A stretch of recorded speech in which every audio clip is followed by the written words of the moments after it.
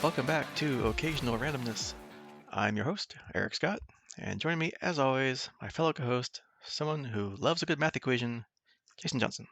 Yeah, so we're gonna have to get this episode going because I'm running out of both Sharpies and room on my arm to write because these notes are just getting out of hand. Now you have to go to your feet and legs, and you run out of room. Yeah, transcribing these later is gonna be a pain. I can tell you that. Yep, you gotta get in the right order, and you don't know if it's up or down. But more on that later. We'll get there. So this is the big 2-0, our 20th episode. Oh, I'd have brought a cake. Yeah, right. Happy birthday! No,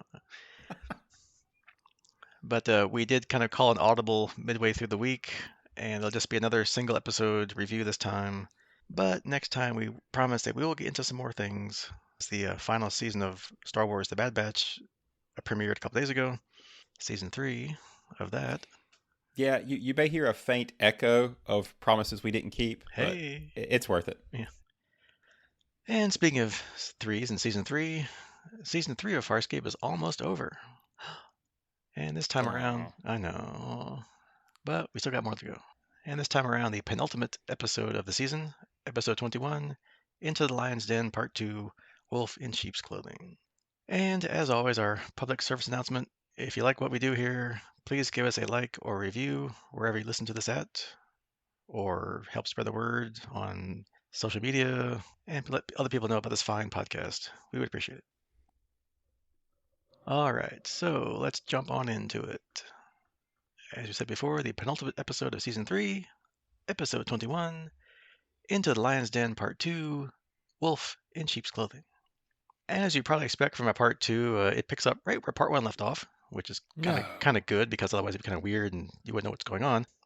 And we pick up just after Scorpius threatens to go to Earth and destroy it. He tells Crichton that he doesn't really care about Earth or his species, only that they matter to Crichton. He says that he's out of time.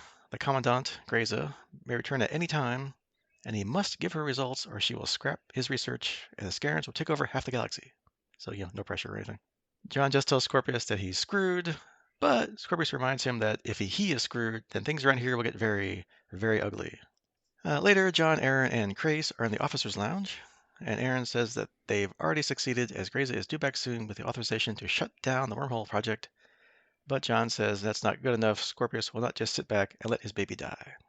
In the restorative chamber, Jewel, Dargo, and Rigel and Chiana agree that they won't stay any longer. They'll leave. But the others enter, and John tells them that Crais' arrival changes everything. He says that he's run out of time to destroy the research from the inside, so that means there's only one option left: destroy the command carrier. John tells them that all of Scorpius' data is on the ship, and basically this ship is the Peacekeeper wormhole project. Rigel says that's nice, but this ship's over a metro long, prompting Chiana to ask if that can even be done. John says he doesn't really care how, but Aaron reminds him that there are over 50,000 men, women, and children on board. But John says that they'll just have to find a way to get them off. Dargo objects, although John reminds him that this is what they came here to do. He asks Crais if he knows if there's a way to do this, and Crais replies he'll need to see the specs on the modifications to the carrier since he left. John says yes, they can do this, and they have to try anyway. Rigel says that he's seen how powerful the wormhole weapons are and what horrible destruction they can cause. No one should wield such power. So, Rigel, voice of reason. Who'd have thought? Right.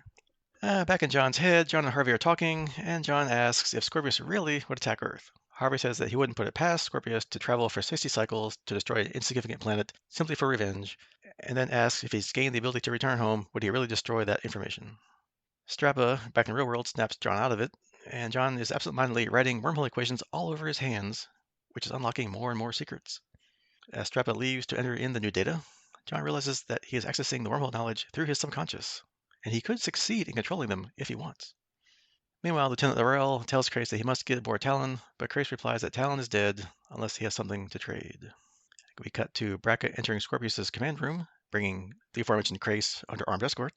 Crais says he has a demand, prompting Scorpius to send him away. Like, nope, not go away.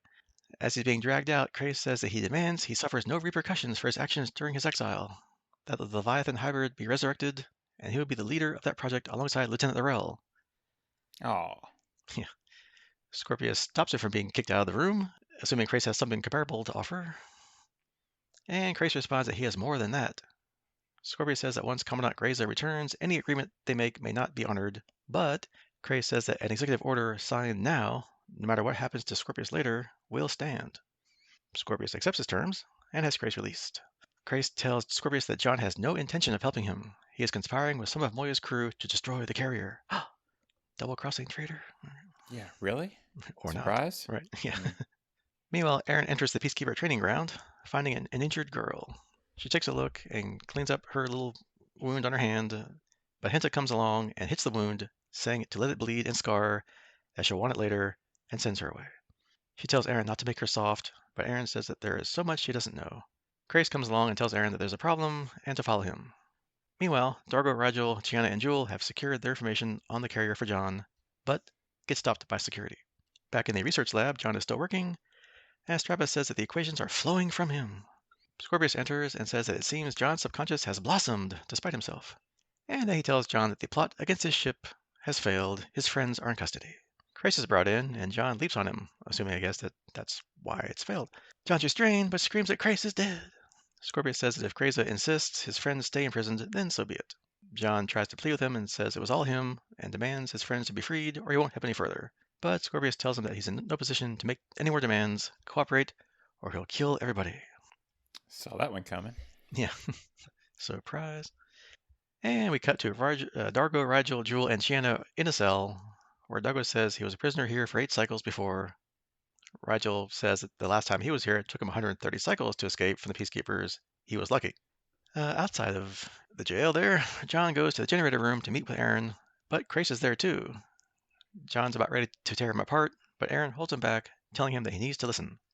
Crais says that the ship can't be destroyed by throwing switches. He needs the distraction so that Scorpius would believe that the plot had failed. He kept Erin safe because he needs her to help with him. He says everything he's ever cared for is gone. His parents were taken away, his brother's dead, so now he does and lives only for his own interests. However, despite that, he understands the power of this technology and the horror that will come over the galaxy if anybody wields it. But he also knows that he's the only person capable of stopping it. John goes to leave, but Erin says that they're all on the same page here. They all want the ship destroyed. And Crais tells John that the only way to do that is with Talyn. Erin says that Crais proposes that he and Talyn starburst while still inside the command carrier's hangar, and doing that in an enclosed space will cause a massive explosion, causing the hangar to collapse upon itself. And then it will take at least another half of an Arn for the rest of the whole carrier to fully implode, giving the crew time to escape. John asks Erin to tell him that she believes Crais, so she asks if he has another way to destroy the ship, and Crichton admits, no, not really, he hasn't. And then he asks Crais where they meet with him and Talyn. Crais tells him that nope, they won't. Starburst in a confined space will destroy Talyn as well as himself, but he notes that it will be the hero's death the young Leviathan deserves. However, he tells Crichton that he will need a significant distraction to occupy Scorpius' time and attention, and John says he'll get him one. On that note, John returns to the experiment room and tells Strappa that they're going on a trip to get his module. Meanwhile, Lorella meets Crais in the corridor and asks what's happening. She tells him that she knows something's wrong, and if she suspects he's conspiring against Scorpius, she must report it. Crais says that, yep, she must, and tells her not to be disloyal to Scorpius in any way. And in front of everybody in the hallway, he hits her, knocking her to the floor, and tells her to tell Scorpius it won't work. Next time he sends a spy, send someone he actually cares about. Ooh, burn. On Moya, Strappa tells John to hurry, and in Pilot's den, John has told Pilot and Moya what Crais is planning. Pilot tells John that Moya understands. At least the violent death Talyn was destined for this way will be a more noble one. Pilot asks if he'll see John again, and John tells him to be ready to starburst away if he doesn't see him or them, and to give Moya his love. Pilot forwards her love to him as well as his own. Oh. Oh. Back on the command carrier, Erin is walking around the quarters with a rope as John is preparing his module for flight. Scorpius asks why he got the module, and John says that he has a theory as to why his primitive little ship with no shields has survived wormholes. Scorpius calls for the first pilot who is ready to fly it, but Crichton says no, they may screw things up. He admits that he could die on this trip, but that the Commandant will execute them on their return anyway. He challenges Scorpius, who will die anyway due to the bracelet if anything goes wrong with John, and Scorpius accompanies him to finally experience wormholes up close. And we It's cut a to... buddy comedy. Yeah. It's a buddy cop show. Wait, no. And we cut to John and Scorpius in the module, entering a nearby wormhole. Scorpius tells John that the experience is without description. They approach a zone of instability inside the wormhole, as the entire command carrier is listening to them over their comms, distracted. Hey, there we go. Crais tries to get aboard Talyn, but is stopped by an officer and says Scorpius' orders are that if Crais tried to board Talyn again, he will shoot to kill. Streba announces that all their readings are in the danger zone, while Crais throws a small grenade to distract the peacekeepers guarding Talyn. And Aaron swings down from the ceiling, and they take the peacekeepers out. John tells Scorpius that flying wormholes takes finesse and manages to stabilize the ship. Scorpius says he's never felt this connected, and Strappa tells them that they should return to the carrier anyway. Crais bores Talyn and tells him not to be afraid. He says that his weapons were all confiscated by the peacekeepers, and Moya will be enslaved unless they do something radical together. John and Scorpius return to the ship when Crais' voice booms over the shipwide comm. He tells Scorpius he's making his final goodbyes, that he's standing in Scorpius' heart, about to squeeze hard. Scorpius is furious and tells Brackett to locate and stop him immediately. Crais tells Scorpius that he is the most repellent of creatures. He wasn't born into the Peacekeepers or conscripted against his will and taken from his home, but actively chose to be one. Scorpius orders to scramble all prowlers, but Brackett tells him they're not planning to escape. Crais says that the last time he left his ship, Scorpius forced him out and stole his life from him. This time he's not leaving quietly. Scorpius again calls to get the traitor off the ship, but as the carrier starts to shake, John tells him to hang on to something. Scorpius is shocked at realizing that Crichton and Crais were working together all along. At Crais' order, Talyn starbursts and is destroyed in a massive explosion, sending energy rippling through the carrier. And as you might expect, people in a panic are running through the corridor screaming, as Dargo says to the others, he's done it, it's going down. Escape pods, prowlers, marauders, everything starts fleeing the doomed carrier. Dargo and the others shout to be released as their cell begins to fall apart. Aaron clears the training ground as Scorpius leaves the experiment room. The next room he enters becomes flooded with water, but Scorpius continues to walk through it, only stopping for a moment to watch his ship fall. John tries to get an outraged Strappa to leave, saying that the wormhole technology would not be a scientific achievement as he sees it, but a weapon with the potential to kill millions, and he can't let the peacekeepers have it. Strappa lets John know that he too holds significant information about the wormholes, and Scorpius will find him and force him to tell him what he knows. So they go to the Aurora chair, flashback to that, to wipe his memories, where John tells him that he's been very brave. Aaron arrives at the cell, where it collapses the bars inward, allowing everybody to escape. Scorpius returns to his command room and calms the ship to begin Priority 1 escape procedures. Yeah, they're already way ahead of you, dude. And tells Rocket to go with him. Aaron calms John to tell him the others are okay, and John says don't wait, he's going to his module, and they'll meet back on Moya. John finishes erasing the knowledge from Strappa's mind, as Dargo calls Pilot to patch him through to his ship. He voice activates it for rescue retrieval. As Aaron's trying to leave, she's met by Henta in a corridor, where Henta blames Aaron for costing some people their lives. Aaron replies that she knows she's saving millions, but Henta says she can't save herself, and points a gun at her. Just then, an explosion hits her, and Aaron is forced to watch her former friend die a painful death. Pilot tells Dargo they must escape before the implosion or Moya will be destroyed. John reaches his module, but is met there by Scorpius. John says it looks like their partnership is over. No kidding. Scorpius says that John's name will be remembered by millions, as because of him, the Scarans will soon destroy them all. John replies that one evil at a time is the best he can do. John asks if he'll still go after Earth, but Scorpius replies that the only vengeance he ever cared about is now no longer within his grasp. They tell each other the codes to remove their eye-inch bracelets. John says we were close, and throws the bracelet down. He says that if they're going to get off this boat, now would be a very good time. Scorpius tells him that he may not be getting off, and sadly says goodbye, and starts walking away. John calls her after him, but he leaves. Aaron calms that the others are away, and she's leaving in a prowler now. John tells her to fly safe.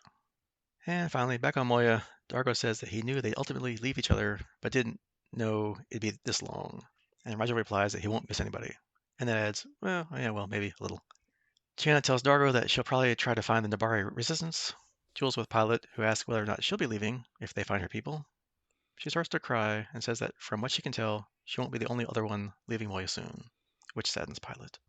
And on command, John is seated, still writing equations on his body, next to a sad and silent Aaron, as they think about Crais and Talyn's sacrifice.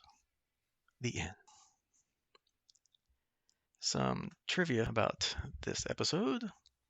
The scene where Scorpius walks up the stairs as the lake flows down the steps had to be done in one take, and many of the production personnel came to watch. Wayne Pygram revealed that just before the water cascaded down those steps, he realized that his boot tread was very thin than he would have preferred. Well, either way, you're getting wet, dude, so I don't know. But Many of the sets built for Talyn were redressed for this episode, giving the command carrier a grand scale that would have been unaffordable otherwise. I guess just for fun, Claudia Black and the crew placed bets on which direction the statue in the park would fall when it went down. Rowan Woods, the director, considered the episode to be an homage to the war films of the 50s and 60s, including Tora, Tora, Tora, and the Battle of Britain. I guess the panic scene of people running around. I don't know. And Aaron acquires a new prowler in this episode, replacing the one that was destroyed way back in Die Me Dichotomy, which was what the season finale of season 2, right? Have we only been one season without a Prowler? Seems like longer, but I guess not. Wow. Yeah, yeah. It's been 21 episodes ago, I guess. Yeah, at this point. So it just seems like forever, but that's TV shows back in those days. Yeah, which is, side note, that's kind of funny because we were talking about how many episodes some other shows have now, and it's like 10? Oh, okay. Yeah, 10's the outside. Like that's a lot. 10. Yeah. Now back in the day it was like 26, 22. Yeah. Anyway, so that was the big exciting conclusion to our two-parter here. So what do you think, Jason? Did they once again bring home a multi-part story? I can pretty much know what you're going to say, but go ahead. Yeah, well, slightly predictable, but I'll say, yeah, they definitely lived up to it. But I got to be honest, I feel like this was one of the more somber episodes we've dealt with in a while. I mean, at least that's my take at this point. Maybe, I'm not remembering the others as clearly because, like we said, we've been through a lot of episodes. But man, that ending, that was some of the most down stuff we've had. Somber, thoughtful stuff we've had at the end of an episode in a long time. So I know we've got one more to go before the end of the season, so it wasn't like the cliffhanger, but it almost could have been. Yeah, because I was trying to think back to the other two-parters and like, well, the one three-parter, the Look at the Princess. I mean, that was kind of an upbeat. I mean, it had still depressing points here and there, but and it was more like familicide, like with the brother and sister at each other's throats and killing each other and stuff, versus here where it's like the crew taking a loss. But that was like more happy and upbeat with like weddings and people are happy and whatever. And yeah, this one, yeah, it's a little dark and depressing, but then again, that's also Farscape, so Yeah, we just usually don't come out of these multi-parters with the resolution being such a downer, I guess. Maybe Aaron's death previously would be the last one I'm trying to think of, but I don't remember if that was a multi-parter. But yeah, it was more like a cliffhanger, like which we might, yeah. yeah. So yeah, it was an important but dark, I guess, two-parter, yeah. So, all right, so let's kind of go through some stuff here. So yeah, I guess their first three plans aren't going to work that they talked about last episode, like sabotage the research, send it the wrong way, or just run away and let them finish. So John's got a cunning fourth plan, just blow everything up. Oh, and by the way, don't kill all 50,000 people on the ship, because there's kids and stuff. So yeah, no problem, easy peasy. Right. I mean, it's the last part that makes it tricky. I mean, I'm sure there's tons of ways to destroy a ship, or now what makes it difficult is getting yourself out of there. That's hard enough, right? Pulling something like that off and escaping, but to do it with that many men, women, and kids aboard, as you said, that's a lot of people to get off a ship. Yeah, because before that, they like the whole bank heist where they were, robbing that shadow repository, and yeah, all they worry about was just getting in, stealing, and getting out themselves. Anything else that happened, who cares?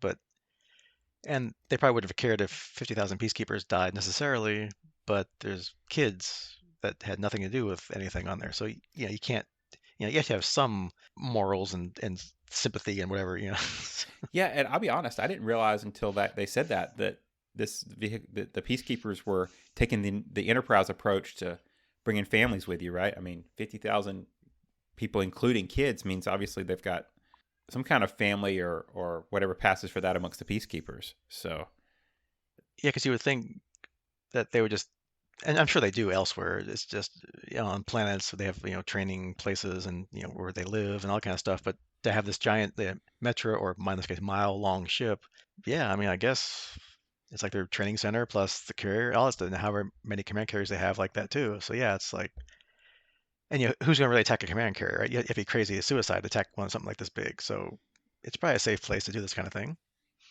yeah, sure, nothing could happen. Yeah, except when a suicidal maniac blows up a Leviathan inside your ship, then but yeah, what's the odds of that happening, right? Yeah. And we see John's unlocking more and more of the wormhole knowledge buried in his subconscious, or at least this John. He didn't have it gifted to him like the other John. And it's kind of funny that he's writing it on his hands and arms. I thought it was kind of funny. Why not just use paper or write it down on a computer or something? But I mean, I guess I can kind of headcanon it away, I guess, by saying otherwise. If he lost that paper, then maybe he won't remember the equations again to write them down. I don't know. Well, it gives you a way to keep it on you at all times, right? I mean, you got to keep it within hand's reach. So is he like ambidextrous? Like when he runs out of like room on his left arm and hand, could he like put the pen in his left hand and write on his right hand? Like, He seemed to be. I mean, he had writing on both arms, so yeah. So maybe your subconscious lets you write on both arms without, because they're all just weird symbols anyway. It's not like it's like our kind of math equations. It's weird symbols and letters, right? So, I guess either hand can write that kind of stuff. I don't know. And we had a nice fake out, which we talked about earlier, where Crais tells Scorpius their cunning plan to blow up the carrier. And I mean, I was kind of going back and forth. I was pretty sure he wasn't selling them out, and it was somehow part of the plan.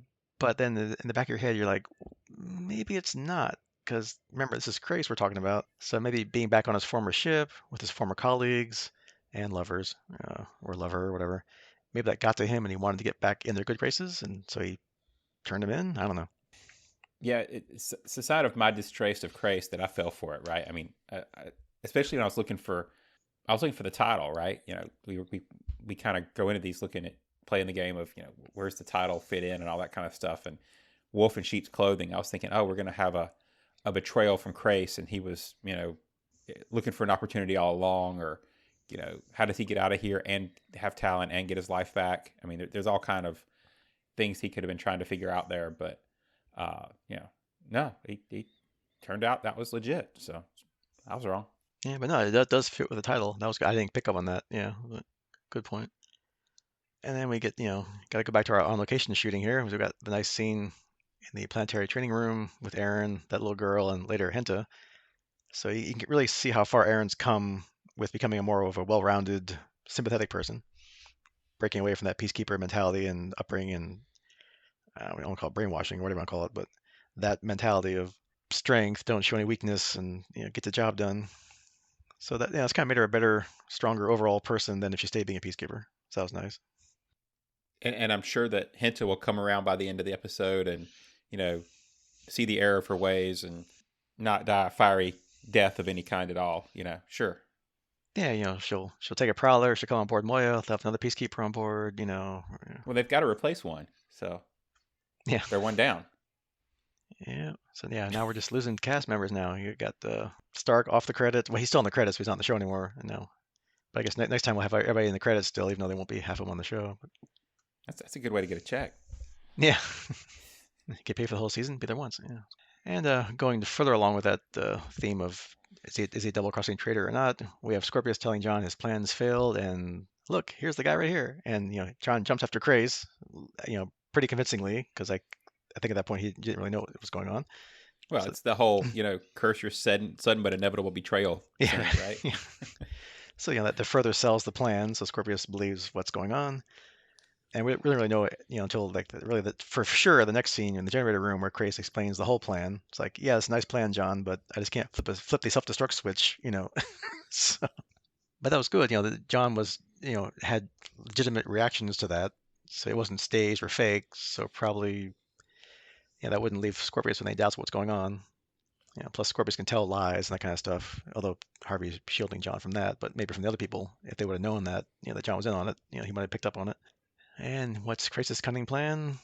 Blow Talyn, well, actually, Starburst Talyn inside the command carrier, blowing them up and the carrier slowly to implode, which is nice, as opposed to blowing up immediately, because then everybody would be dead and that'd be in the show. So, and I do vaguely remember that Talyn was destroyed at some point. It wasn't in season 4, since I'd seen this before. I just can't remember half of it. I just didn't remember that Crais died as well, so it was kind of ooh. Yeah, and not knowing that, I was figuring that, yeah, I knew they'd have to kind of do something with them. I couldn't see them sticking around for another season like the way they were. But I was kind of figuring that Talyn and Crais would escape together and we'd catch up them when they were, or not, depending. But they were out there. They could always come back, which I guess technically they could, because there's always a chance the Starburst actually took them somewhere, right? But probably not. Yeah, I mean it's sci-fi, so you can tech your way out of anything, all right? So See, if that had been today, you'd have a spin-off show where it's the adventures of Talyn and Crais out there doing something crazy in the unknown charted regions. So Like maybe as a starburst, they somehow got into like a time warp and got sucked out of time. And oh wait, that's Loki. Never mind. It's different. oh, but you could do a quantum leap. Yeah, he could like go They back. jump into other Leviathans along the way. Yeah, there we go. Quantum Farscape. Far leap. Yeah, Far. Leapscape. No, it doesn't make sense. Quantumscape. There we go. Yeah, so then Crais needs this big distraction. So John's got just the thing. So he goes to Moya, gets his module, and cons Scorpion into going on a trip. But before that, though, we get a kind of a really nice, touching scene with Crichton telling Pilot and Moya what's going on, and Moya surprisingly understands and is not as upset as you might think. So that was nice. And then they have I love you, and so just And it's one of the better pilot scenes. I've been kind of feeling like Pilot's been getting the short shift lately. There's not been a whole lot going on between him and Moya and the crew, and it's been kind of a little more conflict there than you've seen in past between the pilot. Right, Pilot's usually the more easygoing one, and there seems to be a lot more drama and less. So this scene really, was touching between the two of them, and Moya sends her love too, and all that kind of stuff, and that just makes when we get to the very end even worse, right? Because then it kind of feels darker because you just had that light. So yeah. And plus, I guess with that, what they're going to do to Talon, they're going to basically wipe his personality anyway and put like a new one in effectively. So, I mean, I guess in Moya's mind, she's going to grieve either way. So I guess this is a better way to go than the other way. I don't know. But, yeah, she was probably already grieving it, anyway for that mhm. process. And then yeah, we get the another cool scene with John and Scorpio going through the wormhole, and Scorpio's reaction to just being there. He's just like, this is I can't describe this. This is amazing. And I guess John's theory about his little pod surviving wormholes seems good because they don't liquefy. So bonus. So, Yeah, that would be another quick way to end it. yeah. Oh well. Oops. Although I'm kind of wondering, maybe like the little extra drama that they had inside the wormhole, where they were got caught in that distortion or whatever, and they're kind of getting jostled around, and everyone is like riveted to the comms on the command carrier because they're listening in to the whole thing. So I wonder if that was part of the distraction to get everybody, oh, what's going to happen? So everybody's glued to the monitors and the comm system because they're all been dying to know and see more about wormholes since that's what they've been doing for how many years now, and it's right there. It's like, oh no, what's going to happen? So good distraction if that was what they tried to do. That was my read. He made sure to have the disturbance to keep the crew listening. Because they knew they were all going to be paying attention, like you said. So it kept their attention fixated on them. I mean, there's nothing like dramatic scenes like that to, take an audience and draw them into, like, say, an episodic series or something. Yep, reel him in. Yep, keep him there. Which gives Crais time to get on to Talyn. And then as they arrive back at the ship, Crais gets to give his final soliloquy, telling Scorpius off. He stole his life, and now he's going to return the favor. And then you see, like, Scorpius realizing too late, oh, crap.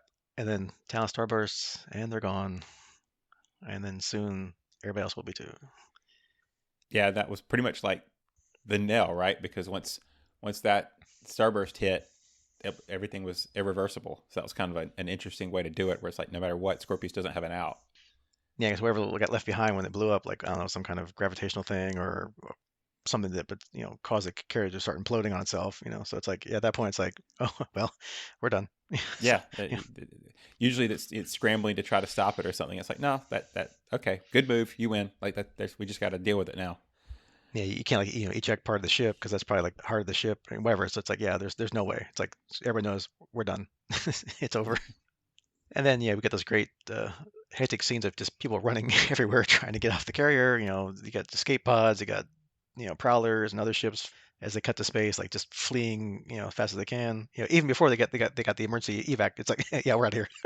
Yeah, And also we get that amazing. I was just riveted. The amazing scene of that water. I guess probably from that lake in the planetary room gushing into the room that Scorpio's in, like down the stairs, and he's just standing there and trying to walk up the stairs when it's coming down. I mean, that was amazing. I mean, and it's all practical stuff. I mean, I was thinking, you know, this has to be only one take because how are you going to get thousands of gallons of water reset to do this? And they did it all in one take. I mean, that was amazing. It was well done.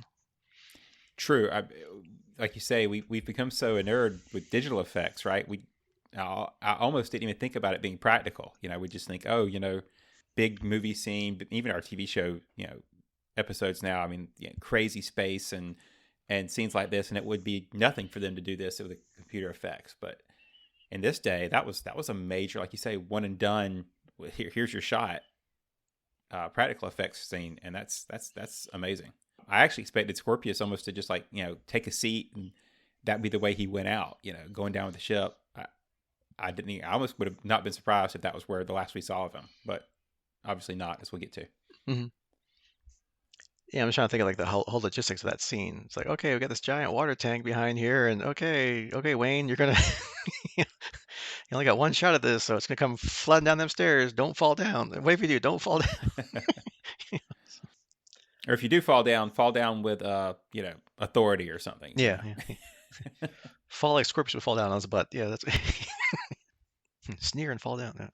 And then we get the Strappa realizing that now that things are falling apart, or the fact that this is all over now, maybe this is his big chance to get away from Scorpius.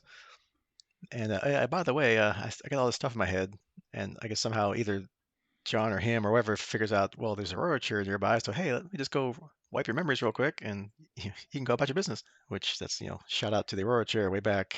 Ooh, how long ago was that? Was that season one? I think it was season one. I think. Yeah, because it was Crais who put him in it. Yeah. Yeah. I mean, when we first meet Scorpius, then later too. But they only have like less than half an hour, and they said before the carrier implodes, which I'm guessing it's imploding not all at once, but in pieces. So, like, how long would it take to wipe out their memory? But yeah, okay, I'll allow it. It's cool.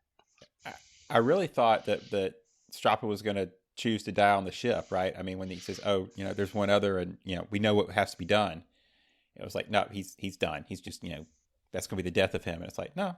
Hey, remember that chair? That's definitely a better way to go than sacrificial death. So yeah, because probably he doesn't have the resources or money to or the wherewithal to disappear or to escape like Moya's crew has. So if he goes back to wherever, they're gonna find him, grab him, and it's like, aren't you the guy that knows all about this wormhole stuff? So yeah. Yeah, I don't think him running away with John in the module was going to work. So yeah. Yeah. Although hey, he can go on Moya and they can work on wormholes together nicely, but yeah, probably not. And then Erin has her final run-in with Henta, who still just doesn't get it. And before she can shoot Aaron, she gets nice and crispy from a fireball and dies horribly, which was great makeup. I mean, it's wonderful effects, although I don't know we really needed that close-up of her, though. Yeah, that little too close. It made me curious about the girl, though. I'm guessing she's with all the other kids and not. I guess I thought maybe that was Henta's daughter. Maybe, I don't know. I read too much into that one, and then the more I think about it, maybe I just kind of I was like, oh no, what are they gonna do with that girl now that she's a fireball? So. Yeah. Yeah, 'cause they don't really tell you about how many people did get off, how many didn't, which I guess how would you know? I mean, but so obviously some didn't. So yeah, because Henta's all annoyed about that. But yeah, but I guess you have to be hopeful that all the kids got off. So because that was the whole point of this. And then we get a little final question mark scene with Scorpius and John, where they run into each other at the hangar, and Scorpius seems rather calm given everything's falling apart around him and all his plans he's worked for the last several years are done. Or are they? They give each other the codes to unlock their bracelets, and they go their own way. Just John wanders off, and Scorpius kind of just stays there to go down the ship, maybe, or maybe not. We'll see. Yeah, I mean, I guess he shows back up. I wasn't sure if that was going to be it for, I'm gonna say Scorpius Prime, and we just have Harvey staying around so the actor can keep doing. But I don't know. Speaking of Harvey, I love the Go Fish game. That was one of my favorite scenes from this. Yeah. Yeah, I actually thought about opening up with a Go Fish reference, but I was like, that'd be tough to get. So you probably didn't have any of those with you. No, yeah, in the middle of those fake World War II theme going on in his head, explosions and stuff, they're playing a card game. It's great. And yeah, not just like poker or anything. It's Go Fish. So. Yeah. A game no respectable soldier would play, right? So, but yeah, you kind of figure Scorpius has to kind of hang around to maybe clash with Crais next season or something, or have her come back and be like, you caused this, that, whatever, something, so you have some more drama, peacekeeper drama next year. See, I have no clue what happens in the next season, so it could be a totally new villain and I wouldn't know it. So yeah, sure. Why not? Or whatever. Yeah.